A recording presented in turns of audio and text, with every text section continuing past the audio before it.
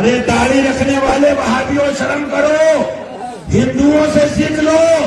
آج ہندو بھی ادب کرتے ہیں، درگاہوں پہ جاتے ہیں۔ تم دیوبندیوں نہ نبی کے ہو، نہ رسول کے ہو، نہ دیش کے ہو، تمہارے لیے ہی مودی کو لایا گیا ہے۔ محترم ناظرین، السلام علیکم ورحمۃ اللہ وبرکاتہ۔ جیسا کہ آپ نے اس ویڈیو کے اندر دیکھا کہ یہ کس طریقے سے علماء حق، علماء دیوبند کے خلاف زہر اگل رہا ہے اور عوام کے اندر نفرت اور دشمنی اور پھوٹ ڈالنے کی کوشش کر رہا ہے۔ محترم ناظرین، ابھی اس وقت کا جو ماحول ہے، اس ماحول سے آپ سب باخبر ہیں، اس کو بتانے کی ضرورت نہیں ہے کہ اس وقت کیا ماحول چل رہا ہے، کیا حالات چل رہے ہیں۔ آپ سب بھی جانتے ہیں اور ہم بھی جانتے ہیں کہ اس وقت ہمارے دیش کا اور ہمارے ملک کا کیا حال ہے۔ اور یہ جناب کہہ رہے ہیں کہ اے وہابیو دیوبندیو، تم ہی تو وہ ہو کہ جس کے لیے مودی کو لایا گیا ہے۔ دیکھیں یہ کس طریقے سے نفرتیں پیدا کر رہے ہیں اور کس طریقے سے یہ ایک دوسرے کے اندر دشمنی اور پھوٹ ڈالنے کی کوشش کر رہے ہیں۔ میرے بھائی، اگر ایسا ہی ہوتا کہ مودی جی کو وہابی اور دیوبندیوں کے لیے لایا گیا ہے تو پھر آج آپ کے علماء کو کیوں گرفتار کیا جا رہا ہے؟ آپ کے علماء کو جیلوں کے اندر کیوں ڈالا جا رہا ہے؟ آپ کے مولویوں کو گرفتار کر کے اور پکڑ کر کے قید کیوں کیا جا رہا ہے؟ میرے بھائی، بند کر دو یہ نفرتیں، بند کرو یہ دشمنی پھیلانا اور نفرتیں پھیلانا اور ایک دوسرے کے اندر عداوت پیدا کرنا بند کرو۔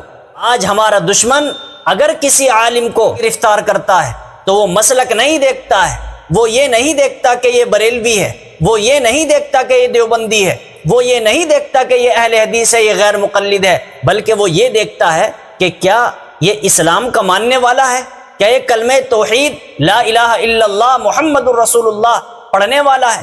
اس بنیاد پر ہمارے علماء کو گرفتار کیا جاتا ہے اور اس بنیاد پر گرفتار کیا جاتا ہے کہ اس کا تعلق مذہب اسلام سے ہے، اس کا تعلق اسلام سے ہے، اور کلمے کی بنیاد پر اور مذہب اسلام کی بنیاد پر علماء کو گرفتار کیا جاتا ہے۔